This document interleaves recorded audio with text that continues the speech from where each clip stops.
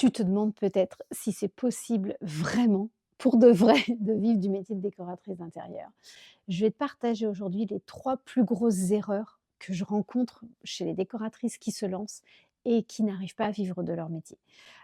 L'avantage de connaître ces 3 plus grosses erreurs, c'est que tu vas pouvoir, ne pas les faire et si toi, tu es en train de te lancer, de penser à te reconvertir en tant que décoratrice d'intérieur, ça va te permettre aussi de l'anticiper, de te former pour éviter que ça arrive et de ne pas faire ces erreurs qui sont hyper fréquentes et complètement néfastes, pour pouvoir réussir à vivre de son métier de décoratrice d'intérieur. Reste bien jusqu'à la fin, je t'en donne même une quatrième en bonus, et qui est d'ailleurs probablement la plus puissante. Reste, jusqu'au bout, je te dis ça tout à l'heure. Première erreur, qui est hyper fréquente, c'est de ne pas vouloir se nicher, ne pas se spécialiser. Ça part à la base d'un constat qui peut être intéressant, hein, de se dire: «Si je suis trop précise, si je ne m'adresse qu'à une seule personne, si je ne fais qu'un seul type de projet, je vais me priver de d'autres, projets». Heu, Sauf que c'est pas vrai. Ça marche pas comme ça. Je te donne un autre exemple dans un autre métier, un photographe. Demain, tu te maries, et donc tu cherches un photographe. Il y a fort à parier que tu tapes sur Google, photographe spécialisé en mariage pour ton mariage et que globalement un photographe qui ferait que des photos, de branding dans des bureaux de collaborateurs, tu vas quand même te dire qu'il est moins à même de répondre à tes besoins pour ton mariage. Pareil, tu es enceinte, tu as envie de faire des photos, de toi, enceinte, forcément un photographe qui se positionne uniquement sur sa niche va beaucoup plus te parler qu'un photographe lambda qui ferait un petit peu de tout. C'est exactement pareil pour nous en tant que décoratrices. Plus on va être niché, plus on va réussir à parler à nos clients de cœur, à nos clients très précis. Et en fait, si tu parles à tout le monde, en fait, tu parles à personne. Personne ne va se reconnaître en toi. Personne ne va se reconnaître et puis surtout, tu vas être incapable de te démarquer des autres décoratrices d'intérieur. En fait, le risque, c'est juste d'être une décoratrice lambda qui ressemble à tout le monde, mais qui du coup n'exprime pas, ne dégage pas une personnalité ou une sensibilité propre à elle. C'est une décoratrice qui ne réussirait pas à se montrer comme quelqu'un d'unique. Et c'est ça qui fait qu'un business ne fonctionne pas, c'est qu'en fait, on a tellement peur ou on a une telle crainte de perdre certains projets qu'on est dans le vague, qu'on fait les mêmes offres que tout le monde. Parfois, en plus, il y a une formation qui est assez basique, hein, donc en fait, il n'y a pas de zone d'expertise très, très forte. Donc en fait, tu fais juste une déco, jolie probablement, mais tu ne communiques pas, tu ne vends pas ton approche de façon unique.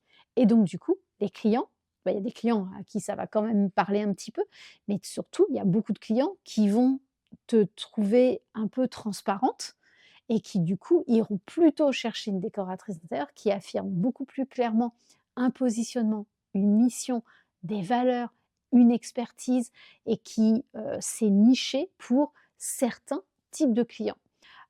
Encore une fois, si la peur de perdre des projets te fait parler à tout le monde, tu ne parles à personne pour de vrai.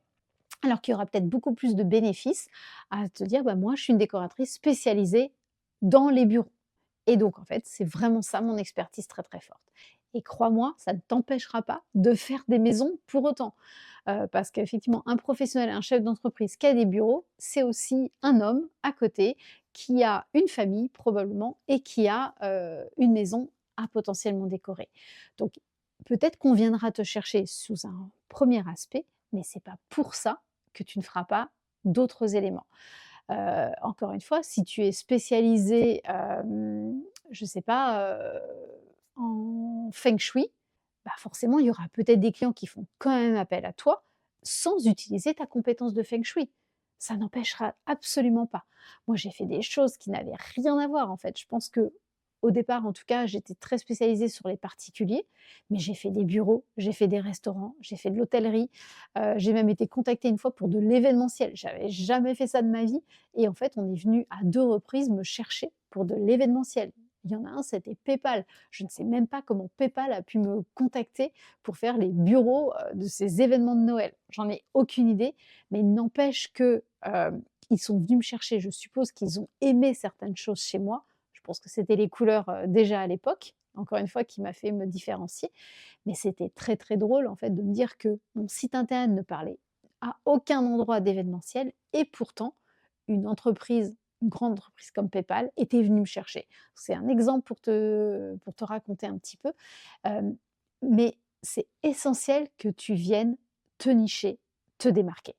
Après, hein, il y a plein de façons de te démarquer. La première façon, c'est de raconter toi en tant que personne. Par définition, tu es unique. Il y en a pas 2 comme toi. Donc forcément, c'est hyper facile de se démarquer avec notre personnalité, avec nos valeurs, avec notre approche, avec notre parcours, avec ce qu'on n'aime pas, avec qui on est.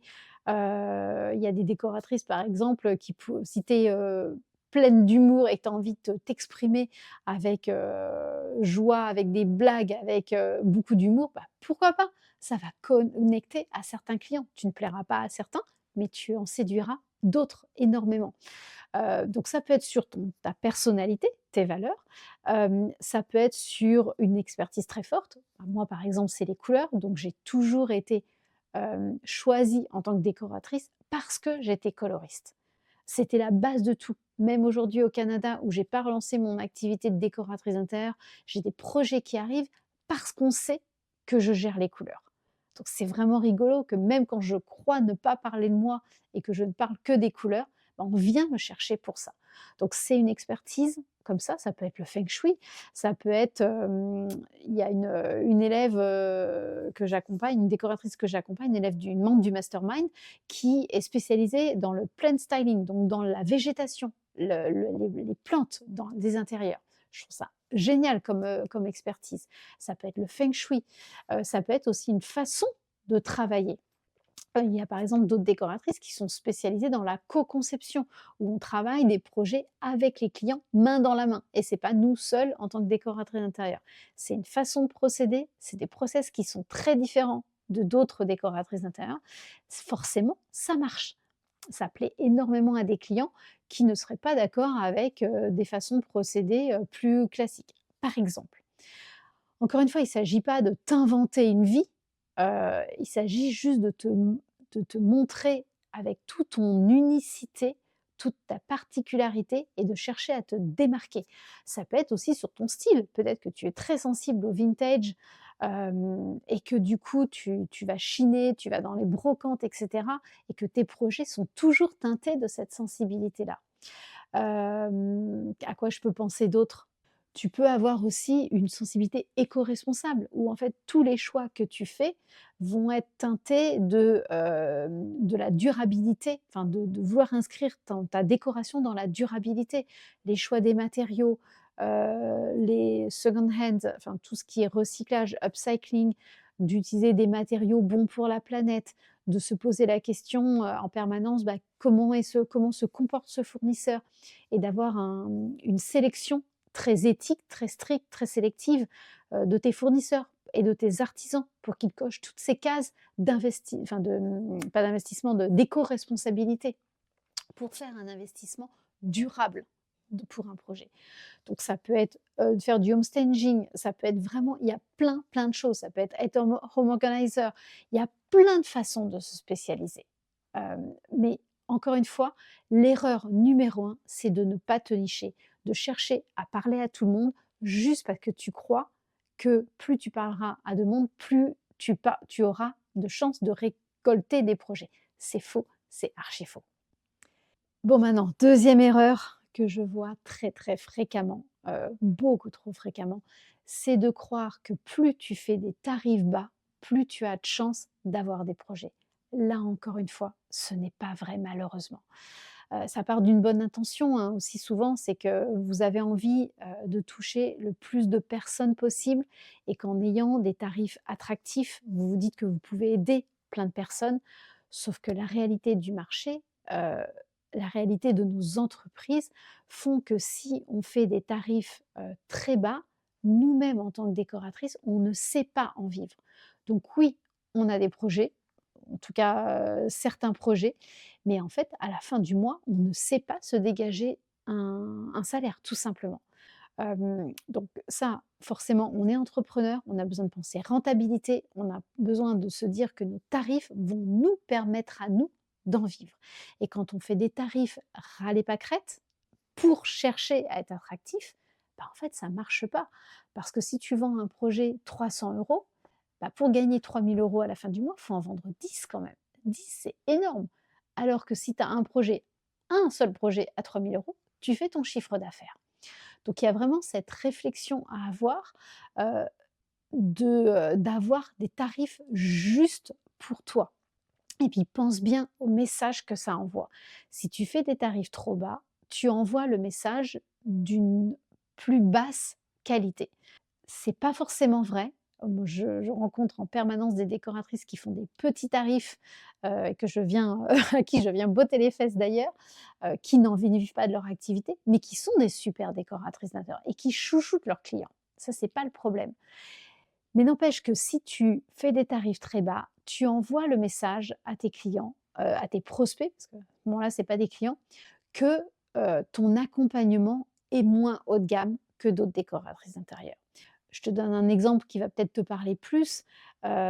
Tu veux, t'acheter un t-shirt, forcément, un t-shirt à 5 € ou à 10 € chez un H&M, pour ne pas parler d'un Temu, pour ne pas parler de ces marques, épouvantables, n'a pas la même qualité, et la même qualité de tissu, le même design, il n'y a pas les mêmes valeurs derrière qu'un t-shirt que tu vas payer 40-50 €, voire 60-70.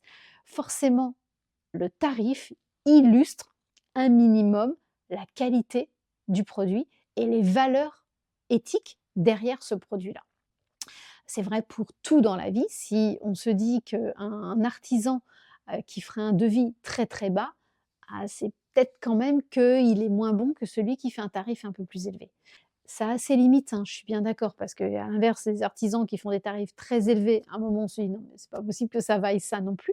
Donc il y a des limites à ne pas franchir pour ne pas paraître, non plus, à côté de la plaque. Mais c'est essentiel que tu viennes dégommer cette croyance en toi, si tu l'as encore aujourd'hui, qu'il va falloir faire des tarifs bas pour pouvoir attirer des clients et pour pouvoir avoir le plus de projets possible. C'est archi faux. Toute mon expérience m'a prouvé que plus j'augmentais mes tarifs, plus, je continuais toujours à avoir le même nombre de projets et plus j'avais aussi des clients qui, parce qu'ils investissaient davantage, s'investissaient eux-mêmes davantage dans le projet. Ils faisaient des choix plus rapides, plus efficaces parce qu'ils savaient qu'il y avait de l'argent en jeu et qu'ils n'avaient pas envie de le perdre et de le gaspiller en temps, et en tergiversations, qui n'auraient, pas eu de sens, particulier. Et puis pense aussi, il y a quelque chose d'hyper, ça c'est plus du marketing, mais heu, dans l'immense majorité des cas, si un client te dit, que ton tarif est trop cher, c'est pas ça le problème. Donc c'est très rarement le prix qui est un problème et qui empêche de décrocher un projet. Bien souvent, quand le prix semble trop cher à un client, c'est qu'il n'a pas compris la valeur de ce que tu lui as apporté et que probablement, c'est que tu n'as pas su, parce que moi, j'ai aucun doute sur la valeur que tu apportes, mais lui en a probablement. Donc ça veut dire qu'il n'est pas prêt à payer ce montant pour ta prestation. Mais ça veut probablement dire que tu n'as pas suffisamment expliqué la valeur de ton accompagnement, la valeur de t'avoir en tant que décoratrice et à quel point ça va le soulager dans son projet. Donc en fait, au lieu de se dire que pour avoir des projets, il faut baisser ses prix, c'est au contraire, hem, assumer davantage ses prix, gérer peut-être ta relation à l'argent, venir t'apaiser avec ça, pour pouvoir aussi mieux vendre. Donc c'est progresser en marketing, c'est progresser en copywriting, c'est progresser sur tous ces sujets-là et puis aller chercher des clients qui vont te permettre d'avoir ces projets-là, et non pas des clients qui sont toujours, à avec des projets hyper serrés parce que nous, on n'en vit pas derrière et ça, c'est la deuxième plus grosse erreur que je vois des décoratrices qui n'en vivent pas. C'est vraiment parce que leurs tarifs ne sont pas assez élevés et qu'il faudrait qu'elles travaillent, plus que 24 heures sur 24 pour en vivre et donc par définition, ça ne marche pas. Et la troisième erreur, mais j'avais commencé à t'en parler, malgré moi, c'est de ne pas vouloir se former aux compétences de l'entrepreneuriat, du marketing, de la vente et cetera. Il y a beaucoup de décoratrices qui, restent dans le côté décoration, dans le côté créativité. Donc oui, bien sûr que c'est ça dont on a envie. On voudrait passer nos journées à ne faire que des planches d'ambiance, à faire de la déco, à aller choisir, des belles choses dans des magasins. Sauf que c'est pas possible. C'est juste pas, heu, aligné avec la réalité de la vraie vie de décoratrice d'intérieur. La réalité, c'est que tu vas être une entrepreneur et que en tant qu'entrepreneur, tu dois assumer ce rôle. Et oui, il y a la plus grosse partie de ta journée, de ton quotidien qui va être bien plus sur des missions d'entrepreneuriat que des missions de créativité et de décoratrice d'intérieur. Donc ça veut dire que tu vas devoir savoir connaître tes chiffres, savoir penser rentabilité, savoir gérer ton marketing, savoir gérer ta communication, apprendre à te vendre, apprendre à vendre et à te vendre, à apprendre à améliorer tes process, à être plus rentable. Tant que tu ne refuses d'y mettre toute l'importance que ça a, en fait, ça mène à mal, ton business et du coup, c'est ça qui fait que les décoratrices ne fonctionnent pas. C'est qu'il y a pas cette posture qui est hyper importante. Donc je sais qu'on n'y pense pas au début et c'est pour ça que ça me tient à cœur de vraiment, te le dire aujourd'hui. Si tu es en train de vouloir te lancer, soit en tant que décoratrice ou vouloir vraiment penser à cette reconversion, ça va être hyper important d'accepter. Oui, tu vas faire de la déco, bien sûr, et Dieu sait si c'est génial et qu'on partage des projets avec nos clients, c'est incroyable. Mais par contre, la réalité, et il y a largement 50 de notre, investissement dans nos business qui sont autour du marketing. C'est comment je parle, comment je tarifie, comment je fais mes offres, comment je fais mes prestations. Tant que ça, c'est pas hyper aligné, en fait, le reste se casse la gueule, quoi, globalement.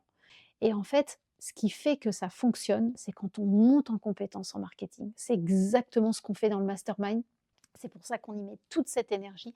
C'est parce que j'ai cette conviction que oui, je peux t'apprendre des choses en tant que décoratrice d'intérieur, évidemment, et j'ai une formation entière là-dessus. Oui, je vais t'apprendre en tant que coloriste sur les couleurs. Bien sûr, c'est mon expertise.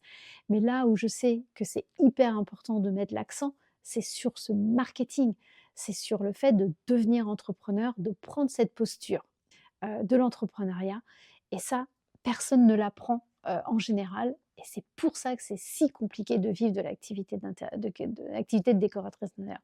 Donc je t'en supplie, si jamais tu veux être décoratrice d'intérieur, garde à l'esprit que ça va être une mission hyper importante pour toi et que sans l'acceptation de ces connaissances, de monter en compétences en marketing et en tant qu'entrepreneur, ben, en fait, il y a quelque chose qui ne fonctionnera jamais, malheureusement.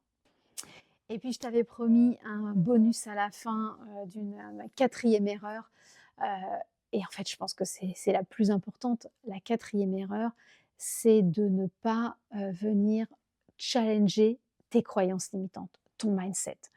Il y a beaucoup de choses qui se jouent là-dessus, mais en fait, on est toutes et je me mets dans le lot, hein, parce que, vraiment je suis toujours aujourd'hui challengée par ça, à des stades peut-être différents, mais toujours challengée par mon mindset. Il y a plein de choses, avec lesquelles on doit se démener. Des héritages de nos enfances, des héritages culturels, peut-être certains héritages religieux parfois, des sociétés dans lesquelles on a grandi, dans les familles et les sociétés, les pays où on a grandi. Le fait, moi, d'aller dans différents pays, je me rends compte à quel point, en tant que Française, j'ai des blocages culturels juste parce que j'ai grandi en tant que petite Française. Alors que dans d'autres pays, ils ne sont pas encombrés par certains éléments. Par exemple, le fait de se reconvertir dans d'autres pays comme l'Islande, ça leur pose aucun problème. Ils ont tous fait 3, 4, 5 métiers différents au cours de leur vie. Donc le fait de changer de métier, il n'y a pas de jugement. Il n'y a pas est-ce que je suis capable, il n'y a pas de sentiment d'illégitimité, il n'y a pas de syndrome de l'imposteur. Ils ont tous fait ça. Donc en fait, c'est complètement ancré dans la société qu'on va faire des erreurs, on redémarre de zéro, mais on n'a pas peur et qu'en fait, on a connu bien pire. Forcément, c'est des Vikings, avec des tremblements de terre et des volcans dans tous les sens, donc forcément, ils ont vécu plein d'autres choses. Donc le fait de rechanger de métier, c'est pas très grave pour eux. Donc en fait, je trouve que quand on intègre tout ça et quand on prend conscience à quel point on est notre propre, saboteur, bah, en fait, il y a quelque chose qui se débloque. Donc il faut aller challenger tout ça, hein, inévitablement et tu vois, je pense qu'une erreur aussi hyper, importante et je vais alors c'est presque une cinquième un 5e, une cinquième erreur, mais c'est ton perfectionnisme, pardon. Si aujourd'hui tu te penses perfectionniste, c'est quelque chose qu'il va falloir aller travailler. Le perfectionnisme n'est pas une qualité. Pas du tout, du tout, du tout.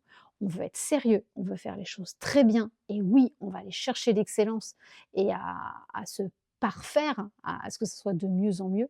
Mais par contre, on ne veut pas être perfectionniste. En tant qu'entrepreneur et en tant que décoratrice, on doit être capable de s'arrêter. Parce que sinon, un projet déco, tu peux le travailler ad vitam aeternam. Tu peux aller chercher un énième papier peint. Tu peux refaire un énième essai d'aménagement de mobilier, etc. Sauf que nous, ce qu'on veut, c'est que le projet avance. Et puis, bah, donc, tu vas présenter le projet à ton client et il va t'amener des remarques. Il y a des choses qui vont pas lui plaire, donc tu retravailleras et c'est pas grave. Mais si tu attends ad vitam aeternam que ça soit parfait, ça sera peut-être parfait pour toi, mais ça sera pas forcément parfait pour le client. Donc en fait, ce perfectionnisme, vient te saboter. Donc si tu te crois perfectionniste, il faut vraiment que tu viennes challenger ça parce que ça va être une grosse erreur pour toi. Ça va être un comportement qui va te pourrir la vie parce qu'il va te faire procrastiner, il va t'empêcher de passer à l'action. Encore une fois, il faut mieux un post Instagram qui a été fait en une demi heure, une heure, qui est pas parfait, mais c'est pas grave, de toute façon, il y a pas la terre entière qui le regarde, qu'un post qui reste dans tes brouillons et qui n'est jamais, sorti de ton téléphone. Donc en fait, heu mon dernier gros point, hein, bonus, mais finalement j'aurais presque dû le mettre en premier tellement il est important, c'est ton mindset. Si tu sens que tu bloques sur des choses, il faut aller challenger ça. Nous, on a une coach mindset qui est là, tous les mois pour venir nous aider à nous challenger parce qu'en fait, c'est là que tout se joue. Ça peut être la peur de réussir, la peur de l'échec, la relation à l'argent, ça peut être ne pas oser se montrer, ne pas parler de soi, ne pas, oser faire du bruit, ne pas, demander de l'argent à la hauteur de la valeur de son travail. Tout ça est lié, en fait.